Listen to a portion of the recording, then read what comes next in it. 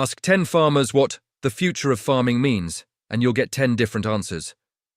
Autonomous machines, carbon credits, data platforms, robotics.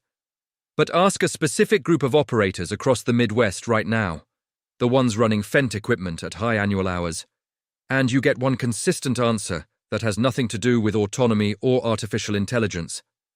They say the future of farming is owning the machine you paid for. That sounds almost too simple to be a real answer. But when you dig into why operators are actually saying this in 2026, the reasoning is more specific, more financial, and more grounded than the phrase suggests on the surface. The claim and what is actually behind it. When a farmer tells you Fendt represents the future of farming, they are rarely talking about horsepower numbers or paint color. They are talking about three specific things that have converged at the same moment in American agriculture: engineering philosophy, repair access, and a regulatory environment that is forcing every manufacturer to answer the same question differently. Who actually controls the machine after the sale?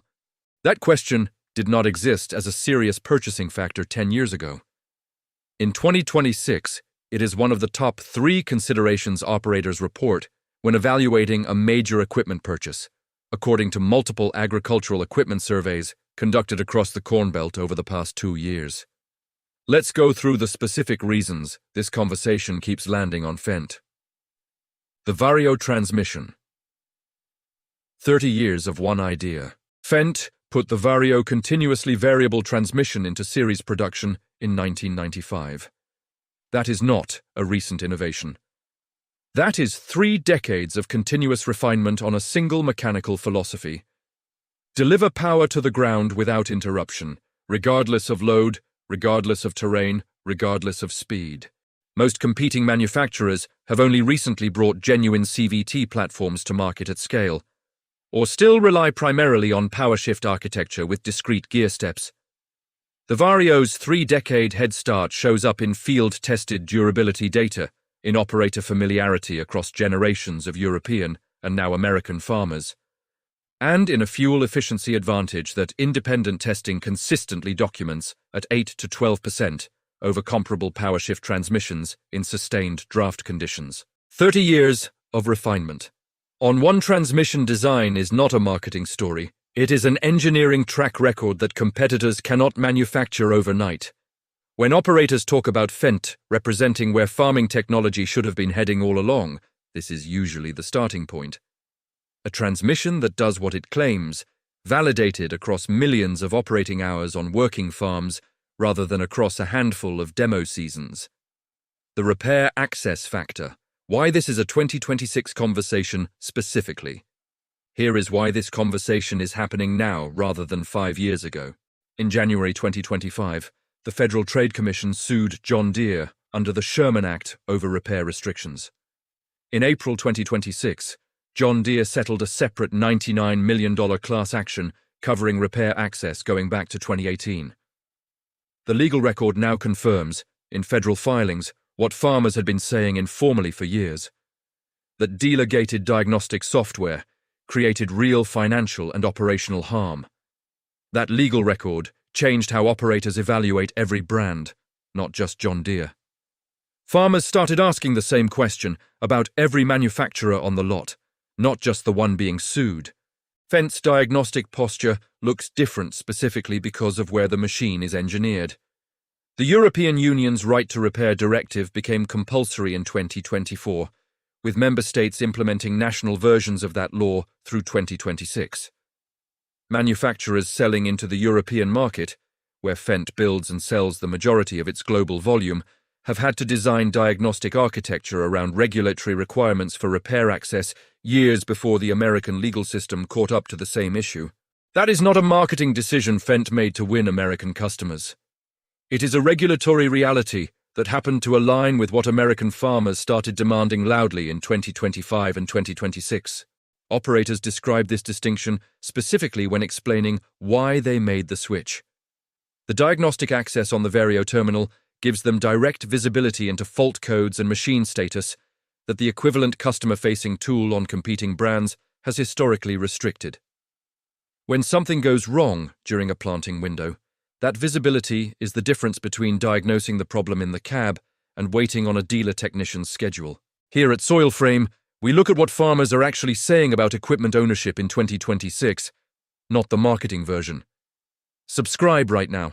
Subscribe to SoilFrame. What farmers are actually saying. Every week.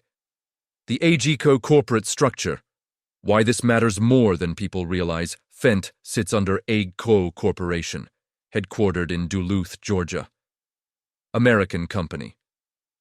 This detail matters in the future of farming conversation for a specific reason that goes beyond simple brand loyalty arguments.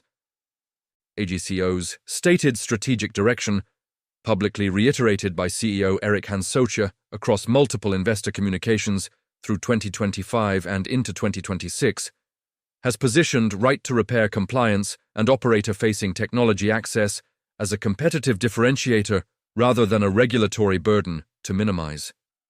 AGCO has publicly supported farmers' rights to repair their own equipment, including committing to expand access to diagnostic tools and information across its dealer network. That stated position is not unique among manufacturers responding to regulatory and market pressure in 2026. But AGCO built that position into its product engineering earlier than most competitors, because the European regulatory environment forced the question years before the American FTC lawsuit and class action settlement made it unavoidable industry-wide. Operators who say Fendt represents the future are often making a bet on corporate direction as much as current product specification. They are betting that a company whose home market regulatory environment already requires open repair access will continue building that philosophy into future product generations, rather than retrofitting it under legal pressure the way some competitors currently are. The Precision Agriculture Expansion, AGCO's 2026 strategy. AGCO acquired Precision Planting in 2017 and has continued expanding that digital agriculture platform's integration across AGCO brands through 2025 and 2026. The strategic logic is straightforward. Build precision agriculture capability that works across multiple brands and multiple pieces of equipment, rather than locking data and functionality exclusively to a single manufacturer's closed ecosystem. For an operator running a mixed fleet, which describes most large American operations that did not start from a single brand purchase history, that cross-brand compatibility is a meaningful technology advantage. Precision Planting's row-by-row monitoring and control systems integrate across planters from multiple manufacturers, which means an operator does not need to replace an entire fleet to access current precision agriculture capability. This cross-compatibility approach is a different philosophy than the fully integrated, single-brand ecosystem model that dominated the last decade of precision agriculture product development. Operators who describe Fendt and the broader AGCO ecosystem as forward-looking are frequently referencing this specific strategic difference. Technology that works with what you already own, rather than technology that requires you to own everything from one manufacturer to access full functionality. The honest counterpoint, where this claim gets overstated. Not every part of the Fendt is the future argument holds up to scrutiny, and an honest analysis has to say so directly. Fendt's North American dealer network, while expanding consistently through AGCO's FarmerCore strategy launched in January 2024, remains smaller than John Deere's installed dealer base in most regions as of 2026. For an operator in a market where Fendt dealer coverage is still developing, the repair access advantage on paper does not fully translate into faster physical service response when a machine is down during a critical window. The diagnostic architecture being more open does not automatically mean the nearest technician is closer. Purchase price on Fendt equipment remains at a genuine premium compared to several competitors in equivalent horsepower classes. The future of farming framing sometimes glosses over the fact that this technology and this repair philosophy currently costs more upfront than the alternative, and that premium only pays for itself across a full ownership cycle on operations running sufficient annual hours to realize the fuel, efficiency, and productivity advantages. And autonomous technology, genuinely autonomous field operation without an operator in the cab, is not further along on Fendt platforms than on competing brands as of 2026. Every major manufacturer, including John Deere, Case IH, and AGCO, is at a similar early commercialization stage on full autonomy. Nobody has solved that problem completely yet, regardless of brand. What the future actually looks like, based on what is happening right now. Strip away the marketing language on every side of this conversation and look at what is documented and verifiable in 2026. State right to repair legislation specific to agricultural equipment is advancing in multiple states beyond Colorado and Minnesota, which passed the earliest agricultural-specific laws in 2023. The federal legal pressure on dealer-gated diagnostic systems is active and ongoing. Every major manufacturer is responding to that pressure in some form, whether through legal settlement, policy announcement, or product redesign. The future of farming is not going to be defined by one brand's marketing department. It is going to be defined by which companies actually deliver on repair access commitments they have made. Fendt and the broader AGCO ecosystem currently hold a head start on that specific question because of where and how the equipment was originally engineered. Whether that head start translates into long-term market leadership depends on execution that has not fully played out yet.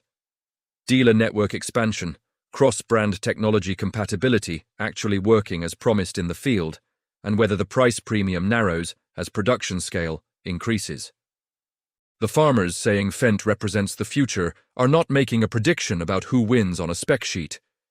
They are making a statement about which company's existing behavior most closely matches what they believe equipment ownership should mean going forward. Whether that bet pays off depends on whether AGCO keeps building toward that promise as consistently as it has so far. That is not a guarantee. It is a track record through 2026, and a direction that a growing number of operators are willing to put real capital behind. Thanks for watching Soil Frame. If you found this breakdown valuable, share it with a fellow farmer and comment below your thoughts on this topic. See you in the next one.